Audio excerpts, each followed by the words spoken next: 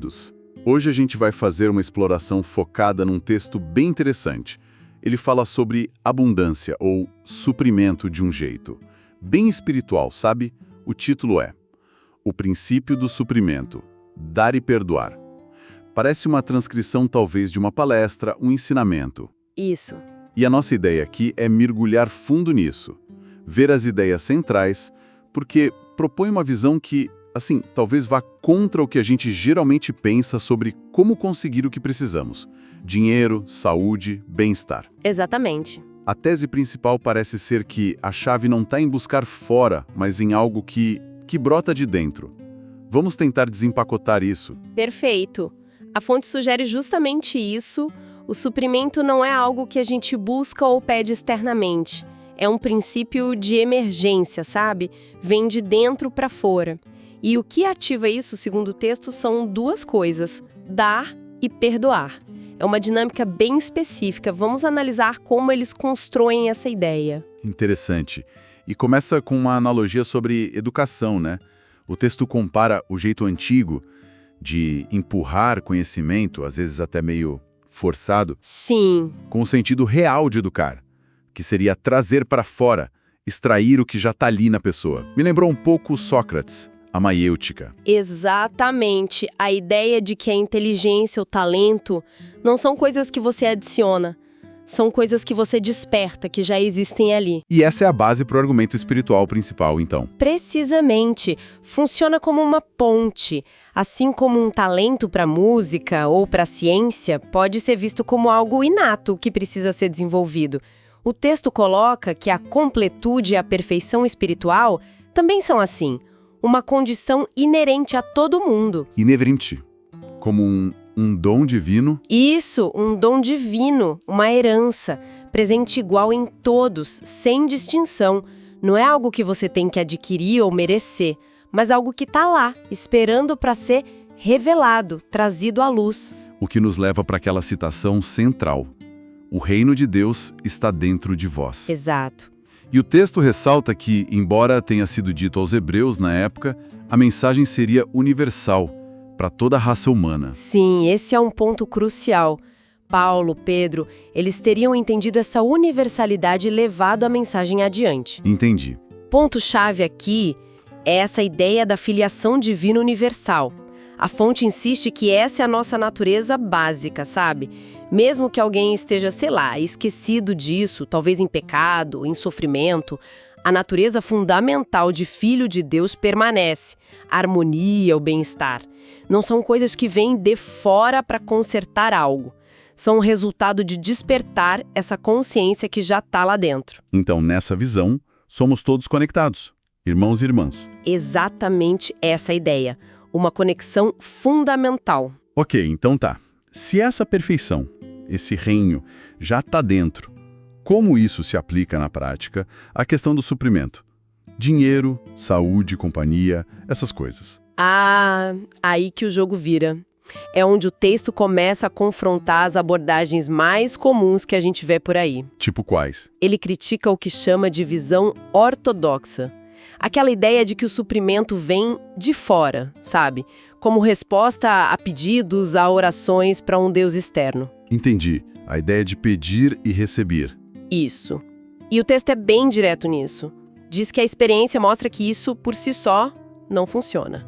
Pelo menos não de forma consistente, como um princípio que vale para todo mundo o tempo todo. É uma afirmação forte, né? E ele critica também algumas abordagens mais metafísicas, aquelas de demonstrar ou atrair coisas. Correto. Menciona que mesmo movimentos que se basearam nessas ideias de atrair de fora para dentro tiveram dificuldade de se sustentar. A sugestão ali é que talvez faltasse entender um princípio mais fundamental por trás disso tudo. Se essas abordagens não funcionam para todo mundo, sempre, deve ter outra coisa operando. E essa outra coisa, o princípio fundamental, a virada no argumento, é que o suprimento de verdade, aquele que é constante, ele tem que vir de dentro da pessoa. Essa é a tese central. Uma mudança radical de foco. Não é algo que você puxa de fora para dentro. É algo que você libera de dentro para fora. Tá, mas como isso funciona na prática? O texto usa exemplos. A história de Elias e a viúva parece importante aqui. É a central. A situação dela era desesperadora, né? O filho ia ser levado como escravo por causa de dívida, e aí chega Elias, sabendo da miséria dela, e pergunta: o que você tem em casa? Soa quase cruel, né? Provocador. É um ponto dramático. E a provocação continua. Ele pede para ela usar o tiquinho de azeite e farinha que restava para fazer um bolo primeiro para ele. Nossa, pra ele, parece muito egoísmo. Humanamente, parece absurdo, mas a interpretação que o texto dá é outra. Seria Elias ensinando a ela e a nós o princípio espiritual, o dar como chave para o receber. Então, o fato dela ter obedecido, ter dado aquele pouquinho que tinha, mesmo na situação extrema, foi isso que destravou tudo. Pela leitura do texto, sim, a disposição dela em compartilhar o mínimo, confiando na palavra ali do profeta, que representaria a orientação divina, isso teria ativado um fluxo. O azeite que não parava de jorrar seria o símbolo do suprimento que emergiu a partir do ato dela de liberar o que tinha, não apesar da falta, mas por causa da disposição em dar. O suprimento veio através dela, não para ela de fora. Uau, isso muda tudo. Então, a aplicação prática seria inverter a pergunta. Em vez de o que eu preciso ganhar, perguntar o que eu já tenho aqui agora que posso começar a dar, a compartilhar. É exatamente essa a proposta. Olhar para o que já se tem na casa, e pode ser algo pequeno, aparentemente insignificante. Gotas de azeite, moedas, mas também coisas não materiais, né? Tempo, atenção, uma palavra de apoio, um serviço, ou, e isso é crucial no texto, o perdão. O perdão de novo. E tem aquela metáfora da teia de aranha também, né? Sim. O suprimento, como a teia, tem que vir de dentro para fora. Precisa ligar a bomba, sabe? Começar o fluxo dando alguma coisa. Mas tem um alerta importante ali, sobre o tipo de dar que realmente ativa esse princípio. Que tipo de alerta? O texto argumenta que dar só para a família, para os amigos próximos, onde pode ter uma expectativa, mesmo que inconsciente, de retorno, de reconhecimento, isso não seria a partilha espiritual que libera o fluxo de verdade. Ah, entendi. A verdadeira partilha seria... Desinteressada. Exato. Desinteressada, talvez até anônima, sem esperar nada em troca. Feita pelo prazer de dar, pelo amor ao ato em si. Faz sentido. Muitas vezes a gente dá esperando algo de volta, né? Mesmo sem perceber. O texto sugere que essa expectativa meio que bloqueia o fluxo. A ideia é essa. A expectativa mantém o foco no receber, no eu. E o princípio seria ativado pelo foco no dar sem interesse no outro. O texto até diz que muita gente acaba represando o próprio suprimento porque não consegue dar além do círculo mais íntimo, ou porque acumula demais, segura tanto que as coisas acabam apodrecendo, metaforicamente falando. E esse dar não é só material, então. O perdão parece ter um peso gigantesco nisso. Gigantesco. O texto coloca o perdão como parte essencial desse dar. Perdoar quem nos magoou, orar por aqueles que a gente vê como inimigos, sejam inimigos pessoais ou aqueles que a gente percebe como inimigos da nossa comunidade, do nosso país, do nosso grupo. Fala até em orar por quem está na prisão. Nossa! É uma aplicação bem radical do amar o próximo como a si mesmo. O próximo aqui vai muito além de quem a gente gosta ou concorda. Essa parte de orar pelos inimigos, com certeza é mais desafiadora. O texto até questiona, né? Será que as igrejas, as instituições religiosas realmente fizeram isso? Especialmente em guerras, conflitos. Questiona abertamente e conecta isso direto com a ideia de ser filho de Deus, herdeiro do reino. O argumento é: não tem um mérito espiritual especial em amar só quem nos ama. Qualquer um faz isso. Entendi. O verdadeiro teste, a chave para acessar as riquezas celestiais, que incluem o suprimento, a paz, tudo seria amar e orar ativamente pelos inimigos. O texto diz que a força para isso está dentro da gente, mas que a gente, coletivamente, falha em viver esse ensinamento mais fundo. E compara tentar demonstrar suprimento, ignorando essa lei do perdão, a tentar fazer matemática contra as regras. Exato. É como tentar fazer 2 + 2 dá 5. Ignorar a lei do amor universal, do perdão aos inimigos, segundo essa visão, é trabalhar contra o próprio princípio que governa o fluxo do bem. Por outro lado, orar pelos inimigos liberaria um poder espiritual imenso. O texto descreve como amor com um A maiúsculo. Um amor impessoal, divino, que não faz distinção, amigo ou inimigo, santo ou pecador. É o amor daquela passagem, nem eu te condeno. Então, a receita para ter abundância, segundo esse material, seria uma mudança radical de postura. Parar de se preocupar tanto, de lutar externamente pelo suprimento. É isso. A orientação é largar a ansiedade, a tentativa de controlar o fluxo por fora, e, em vez disso, focar em viver espiritualmente.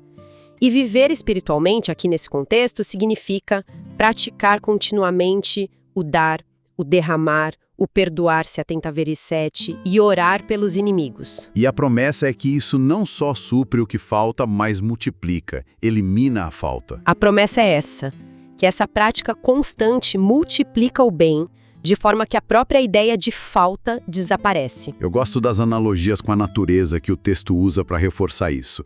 Podar as roseiras, colher os frutos. São ótimas metáforas para mostrar que reter impede o novo. Precisa liberar o velho para dar espaço. Colher o fruto faz a árvore produzir mais. Da mesma forma, liberar nossos recursos materiais, emocionais, espirituais, permitiria que mais fluxo viesse através de nós. A crença principal a ser cultivada seria da unidade com a fonte. Eu e o Pai somos um. E, por consequência, tudo que o Pai tem é meu.